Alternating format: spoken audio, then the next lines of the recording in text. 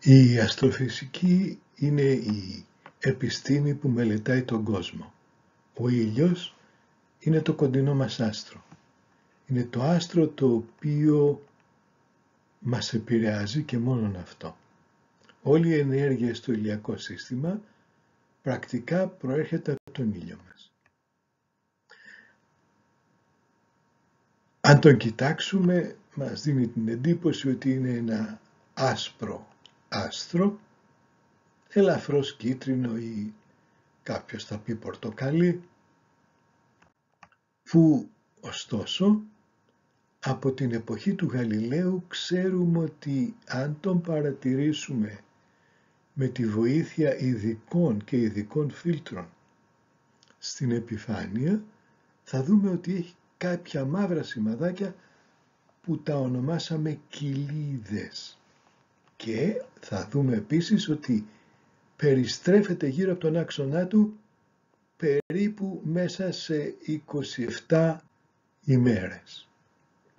Μελετώντας τον από την αρχαιότητα, μπορέσαμε σήμερα να ξέρουμε ότι στο εσωτερικό του βρίσκεται ένας πυρήνας, όπου είναι σαν ένα πυρηνικό εργοστάσιο που φτιάχνει ενέργεια.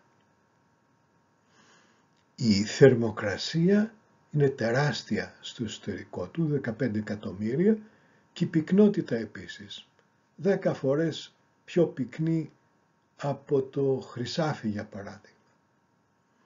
Η επιφάνειά του, δεν υπάρχει βέβαια επιφάνεια, αέριος είναι ο ήλιος όπως όλα τα άστρα, έχει μια θερμοκρασία κάτι λιγότερη από 6.000.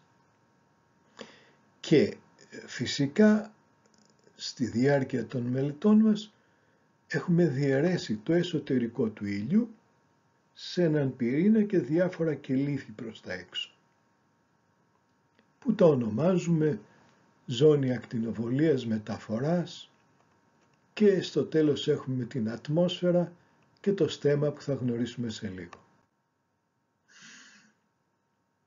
Τελευταίες μελέτες δείχνουν ότι η δομή του εσωτερικού του μοιάζει σε κάποιο βαθμό να έχει διάφορα ρεύματα που ανεβοκατεβαίνουν, όπως αυτά που ζωγραφίσει εδώ σε αυτή την εικόνα, τα οποία είναι παρόμοια με τα ρεύματα της ατμόσφαιρας της Γης. Η ενέργεια παράγεται με θερμοπυρηνικές αντιδράσεις, στη διάρκεια των οποίων το υδρογόνο γίνεται ήλιο και παράγει ενέργεια με αυτές τις αντιδράσεις που μπορείτε να τις κοιτάξετε. Η ουσία είναι ότι ενώνονται 4 πρωτόνια και φτιάχνουν το χημικό στοιχείο ήλιο. Και επειδή περισσεύει λίγη μάζα, η μάζα του τελικού προϊόντος είναι λίγο μικρότερη από την αρχική, αυτή μετατρέπεται σε ενέργεια σύμφωνα με τον τύπο που θα έχετε δει πολλές φορές, MC τετράγωνο. Ο ήλιος μας φτιάχτηκε από ένα τεράστιο νέφος πριν από λίγο παραπάνω από 4,5 δισεκατομμύρια έτη, το οποίο νέφος συγκεντρώθηκε, να το φανταστείτε να είναι 100.000 φορές μεγαλύτερο από την απόσταση μέχρι τον ήλιο, και σιγά σιγά έφτιαξε τον ήλιο αφού πέρασε διάφορα στάδια, μεταξύ των οποίων και ένα στάδιο κατά το οποίο πέταγε 2 πίδακες σαν και αυτούς που βλέπουμε στην εικόνα που έχω φτιάξει. Γύρω από τον ήλιο βλέπουμε το στέμμα του, το οποίο μπορούμε να το δούμε πολύ καλά μόνο στη διάρκεια των ολικών εκλείψεων του ηλίου. Ο ήλιος εκπέμπει προς τα έξω τον ηλιακό άνεμο και ο ηλιακός άνεμος είναι τμήμα της ατμόσφαιρας του ήλιου που εκτονώνεται προς τα έξω με τεράστια ταχύτητα. Φτάνει στη Γη συνήθως με 400 χιλιόμετρα το δευτερόλεπτο, όχι την ώρα. Και πολλές φορές πάει 1000 τόσα ή σε διάρκεια εκρήξεων ακόμα και 4-5 χιλιάδες χιλιόμετρα το δευτερόλεπτο.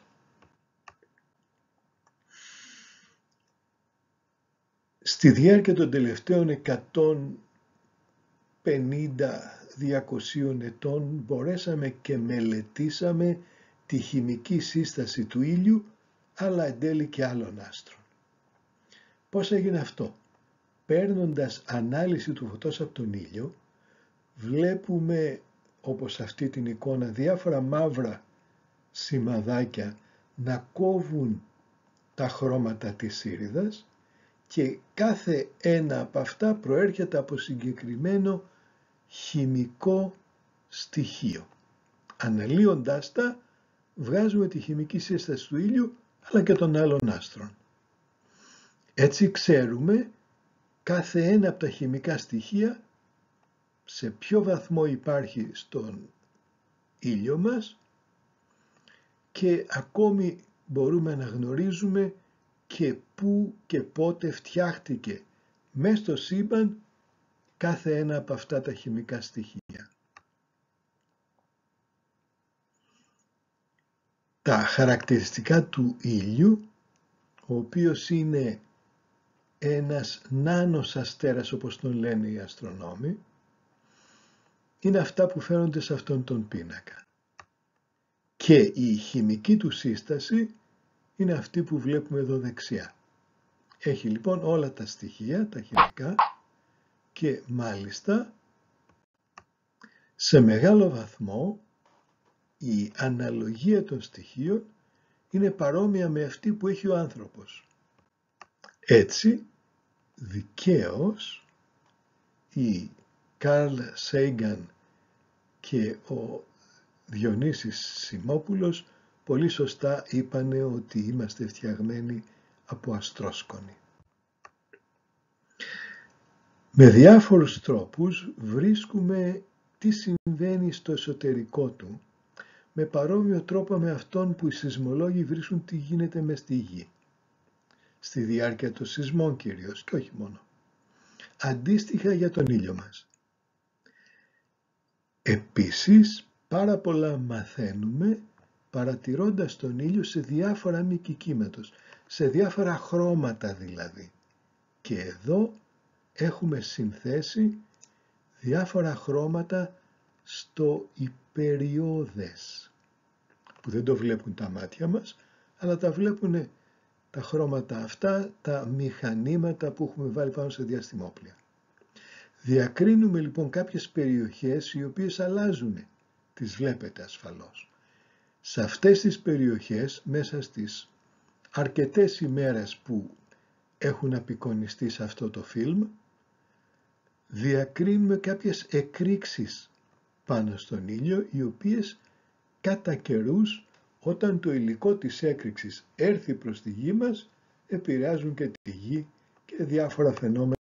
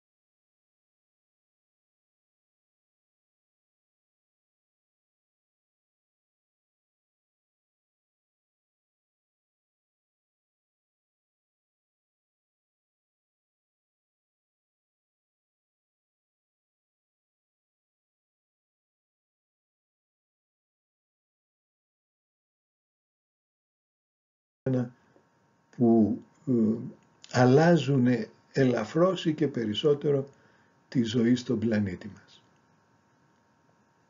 Αυτές οι εκρήξεις γίνονται συχνά στις κοιλίδες, οι οποίες ανήκουν σε ευρύτερες περιοχές που λέγονται ενεργές περιοχές. Σε αυτές τις κοιλίδες βλέπουμε εδώ σκοτεινό το κέντρο και γύρω τριγύρω τα μαγνητικά πεδία, αυτά τα τόξα που βλέπετε, τα οποία αλλάζουν από λεπτό σε λεπτό και φυσικά από ώρα σε ώρα. Και όταν συγκεντρωθεί πολλή ενέργεια εκρήγνεται και έχουμε εκρήξεις που κατά καιρούς μπορεί να έρθουν και στη γη. Και ένα σωρό άλλα χαρακτηριστικά μπορούμε να δούμε πάνω στην επιφάνεια του ήλιου, τα οποία τα μελετούν καταλήλως οι αστρονόμοι.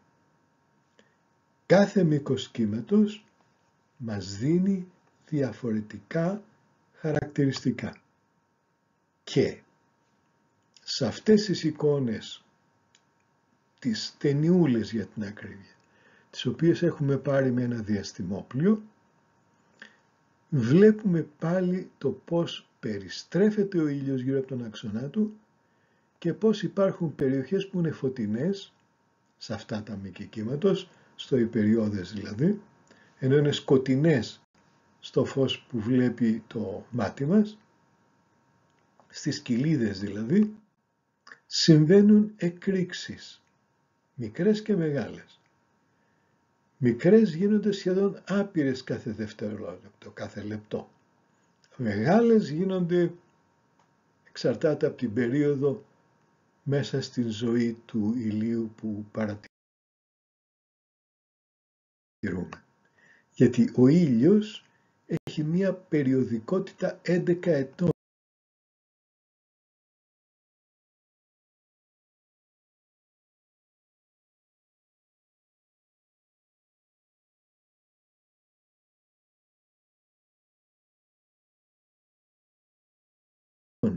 Στη δραστηριότητά του και η όλη δραστηριότητά του ακολουθεί αυτήν την εναλλαγή των 11 ετών.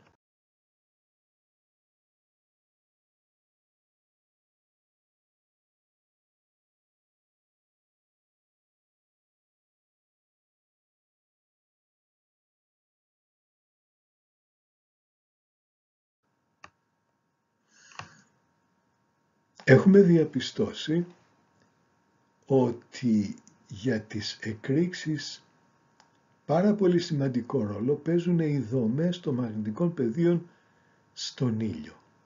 Και σε αυτές τις εικόνες εδώ που βάλαμε σε αυτή την ταινία έχουμε βόρεια και νότια πεδία απεικονισμένα με πράσινο και κίτρινο αντίστοιχα. Αυτά τα πεδία δημιουργούν, όπου είναι έντονα, αυτές τις φωτεινές περιοχές που βλέπουμε εδώ.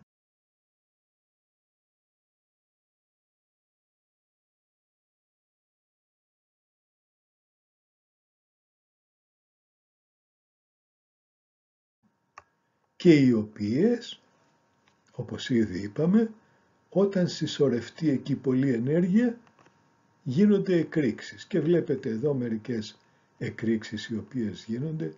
Να τώρα έρχεται μια από αυτές και μόλις την είδαμε. Ομοίως και εδώ συμβαίνουν αρκετές εκρήξεις και βλέπετε αυτές οι εικόνες σε τούτη την ταινία είναι στη διάρκεια μιας ώρας ή κάτι τέτοιο. Ομοίως και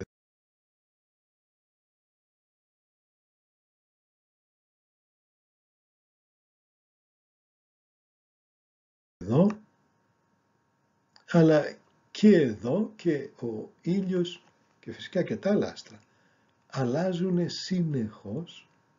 Τα μαγνητικά τους πεδία είναι αυτά τα οποία είναι υπεύθυνα κατά κύριο λόγο για τη δραστηριότητά τους και ιδιαιτέρως για τις εκρήξεις που συμβαίνουν εκεί. Ας δούμε τώρα το στέμμα του ήλιου. Πάλι το έχουμε απεικονίσει από 3 τηλεσκόπια που είναι πάνω σε ένα διαστημόπλιο. Στο κέντρο είναι ο ήλιος, αυτό που περνάει μπροστά μας είναι ο Ερμής και βγαίνει συνεχώς ένα υλικό το οποίο ονομάζουμε ηλιακό άνεμο. Πάλι εδώ βλέπουμε ακριβώς το πώς βγαίνει προς τα έξω ο ηλιακός άνεμος και γνωρίζουμε ότι η Γη έχει μαγνητικό πεδίο και ότι ουσιαστικά είναι ένα δίπολο. Αυτό το δίπολο λοιπόν επηρεάζεται από τον ηλιακό άνεμο, ο οποίος έρχεται και το σπρώχνει και βλέπουμε πώς αλλάζει με τον χρόνο, πολύ γρήγορα, ακόμη καλύτερα εδώ που το έχω βάλει σε μεγέθυνση, καθώς έρχεται με ταχύτητα από αριστερά ο ηλιακός άνεμος που είναι και μαγνητισμένος και αλλάζει και το μαγνητικό πεδίο της Γης με επακόλουθα στην Γη μας. Αλλά αλλάζει και άλλα τμήματα της ατμόσφαιρας και όχι μόνο την κοσμική ακτινοβολία στη Γη και άλλα. Πρέπει να ευχαριστήσουμε όλες και όλους όσους μας έδωσαν μετρήσεις από τα διαστημόπλοιά τους και μπορέσαμε να σας παρουσιάσουμε το κοντινό μας αστέρι που βεβαίως είναι το μόνο άστρο το οποίο επηρεάζει την ζωή μας.